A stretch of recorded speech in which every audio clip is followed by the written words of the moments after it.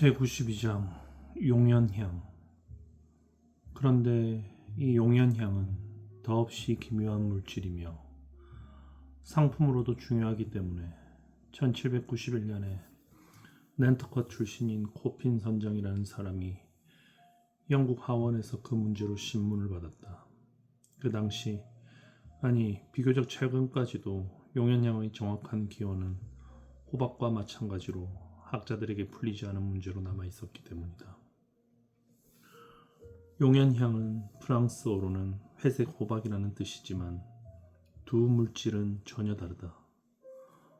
호박은 이따금 해변에서 발견되기도 하고 내륙 깊숙한 곳의 흙 속에서도 채취되는 반면 용연향은 바다에서만 발견된다. 게다가 담배 파이프의 물불이나 목걸이나 장신구에 쓰이는 호박은 단단하고 투명하며 부서지기 쉽고 향기가 없는 물질인 반면 용연향은 부드럽고 낯빛이며 매우 향기롭기 때문에 주로 향료나 선향, 값진 양초, 머리분이나 머릿기름에 쓰인다. 터키 사람들은 이를 요리에 사용하고 또한 기독교도들이 로마의 성 베드로 성당에 유향을 가지고 가는 것과 똑같은 목적으로 이슬람 교도들은 용연향을 메카로 가져간다. 포도주 상인들은 붉은 포도주에 풍미를 더하기 위해 용연향을 술통에 조금 넣기도 한다. 그렇게 훌륭한 신사숙녀들이 병든 고래의 더러운 창자에서 꺼낸 향료를 즐긴다고 누가 감히 생각이 나겠는가? 하지만 사실이 그러니 어쩔 수 없다. 용연향이 고래가 소화불량을 일으키는 원인이라고 주장하는 사람도 있고 소화불량의 결과라고 주장하는 사람도 있다. 그런 소화불량을 치료하는 방법은 말하기 어렵지만 브랜드레스 알약을 서너 척의 보트에 잔뜩 싣고 가서 고래한테 먹인 다음 암석을 폭파할 때 인부들이 그렇듯이 안전거리까지 죽어라고 도망칠 수밖에 없을 것이다. 말하는 것을 깜빡 잊고 있었는데 이 용연향 속에서 단단하고 둥글고 납작한 뼈 같은 것이 발견되었다. 처음에 스터브는 그것이 선원들의 바지 단추일 거라고 생각했다.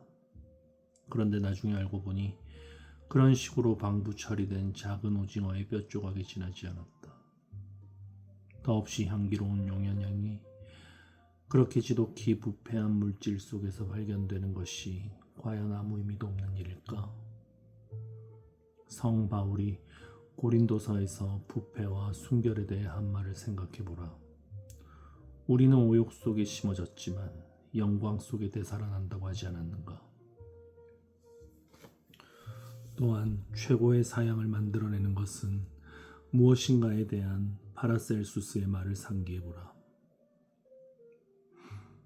그리고 온갖 악취 중에서도 제조 첫 단계의 콜로니 향수가 가장 지독하다는 사실도 잊어서는 안 될 것이다. 나는 이상과 같은 호소로 이 장을 마치고 싶지만 포경인에게 자주 퍼부어지는 비난을 반박하고 싶어서 그럴 수가 없다. 본래부터 편견을 가진 사람들은 저 프랑스 포경선의 두 마리 고래 이야기를 들으면 그런 비난의 정당성이 감접적으로나마 입증되었다고 생각할지도 모른다. 나는 포경업이 모든 점에서 너저분하고 불결한 직업이라는 주장이 터무니없는 비방이라는 것을 이 책 어디에선가 증명한 바 있다. 하지만 또 한 가지 반박할 것이 있다.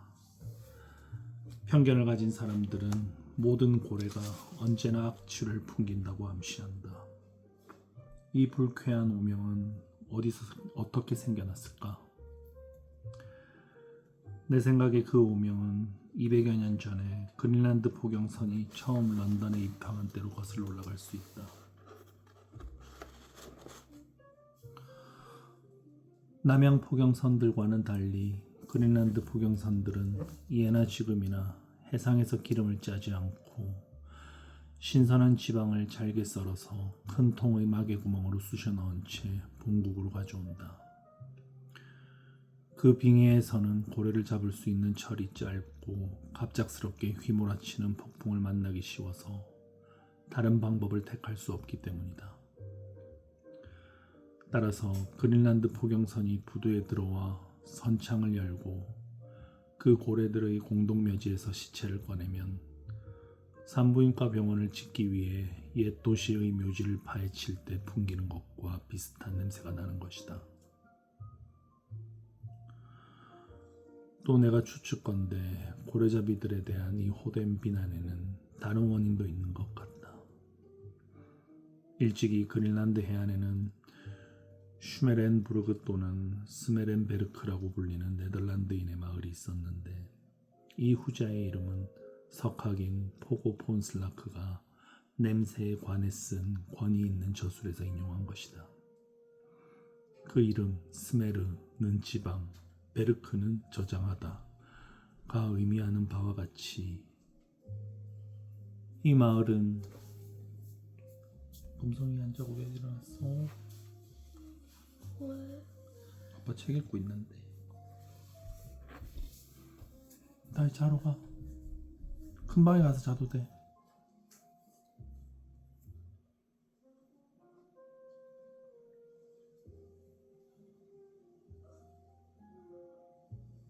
네덜란드 포경선이 고래를 고국으로 가져가지 않고 기름을 짜낼 곳을 마련해 주기 위해 세워졌다.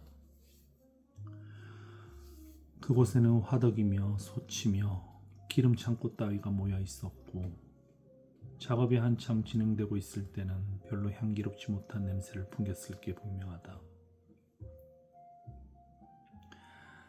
하지만 남양의 향유고래잡이어서는 사정이 전혀 다르다. 4년쯤 항해를 하다 보면 선창은 기름으로 완전히 가득 차게 된다. 하지만 고래기름을 끓이는 데에는 50일도 채 걸리지 않고 그렇게 통에 채워두기만 하면 기름 냄새는 거의 나지 않는다. 사실 고래는 살아있을 때나 죽었을 때나 제대로 취급하기만 하면 결코 악취를 풍기는 동물이 아니다. 일찍이 중세 사람들은 동석한 사람들 속에서 코만 사용하여 유대인을 찾아낼 수 있는 척했지만 그런 식으로 고래잡이를 냄새로만 알아낼 수는 없다. 사실 고래도 대체로 건강해서 충분한 운동을 하고 야외에서 마음껏 뛰어논다면 기분 좋은 향기를 발산할 수밖에 없다. 하지만 고래가 수면 위로 올라와 바깥 공기에 몸을 드러내는 일이 거의 없는 것은 사실이다. 향유고래의 꼬리가 물 위에서 움직이면 사양을 잔뜩 뿌린 귀부인이 따뜻한 객실에서 옷 스치는 소리를 내면서 걸어갈 때처럼 향기를 나누어 준다. 그러면 그 당당한 몸집에 비해 그토록 우아한 향기를 지닌 향유고래를 무엇에 비유해야 할까? 상아를 보석으로 장식하고 몰약의 향기를 피우며 어느 인도 마을에서 끌려나와 알렉산더 대왕에게 경의를 표했다는 저 유명한 코끼리에 비유하면 안 될까?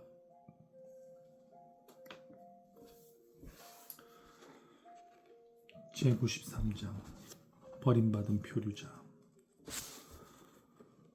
프랑스 포경선을 만난 지 며칠 뒤 피커드호 선원들 중에서 가장 보잘것없는 사나이에게 가장 중대한 사건이 발생했다. 그것은 참으로 통탄할 일이었고 이따금 미친 듯이 즐거워하면서도 예정된 운명의 길을 걸어가는 선원들에게 그 결말은 얼마나 비참할 것인가를 생생하고도 집요하게 예언해주는 결과로 끝났다. 그런데 포경선 선원이 모두 보트에 타는 것은 아니다. 배직이라고 불리는 몇 명은 배에 남아서 보트가 고래를 추적하는 동안 본선을 돌본다. 대체로 배지기는 보트에 타는 선원들 못지않게 건장하다. 하지만 어쩌다가 배의 몸이 허약하고 일이 서투르거나 소심한 겁쟁이가 있으면 그 자는 틀림없이 배지기가 된다. 피커도에서는 별명이 피핀이고 그것을 줄여서 핍이라고 불리는 흑인 소년이 그러했다. 불쌍한 핍. 여러분은 그 이름을 이미 알고 있을 것이다. 저극적이었던 한밤중에 그렇게 우울하고도 흥겨웠던 그의 탬버린 소리를 틀림없이 기억하고 있을 것이다.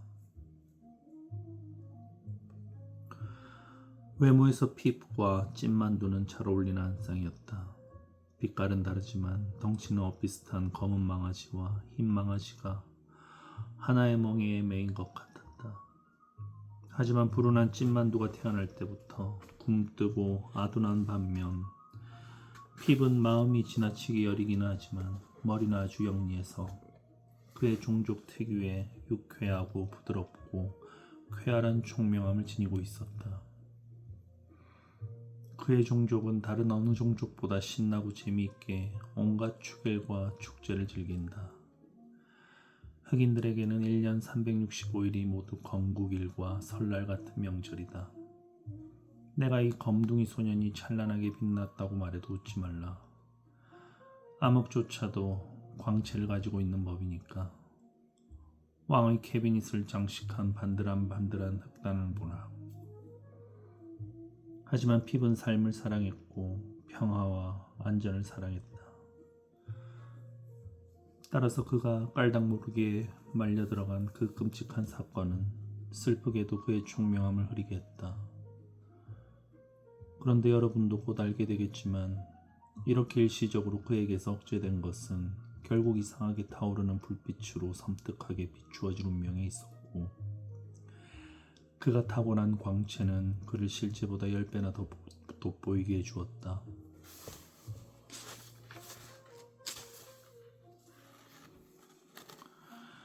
일찍이 그는 고향인 코네티컷주 톨랜드군의 초원에서 바이올린을 켜며 야단법석을 떠는 많은 사람들에게 그 타고난 광채로 활기를 불어넣었고 음악적인 저녁 무렵에는 그 쾌활한 웃음소리로 둥근 지평선을 별이 종처럼 매달린 탬버린으로 바꾸어 버렸다.